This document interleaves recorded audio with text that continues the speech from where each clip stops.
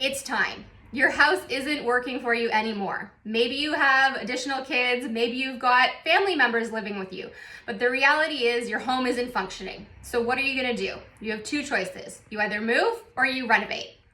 Some people won't even debate the renovation question and they're definitely a candidate for a move. But if you've considered a renovation, you need to really look at some key factors to decide whether or not a move is the right thing to do or a renovation. So number one is the type of home you have.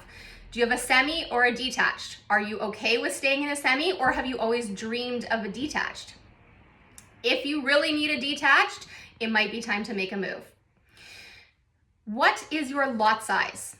Is it small for the neighborhood? Is it big? Is it an odd shape? Where on the street are you located? If you have some oddities about your lot, it might not make sense to renovate the current home on that lot. Number three, control. Are you obsessed with details? Have you been looking at Pinterest and House for years?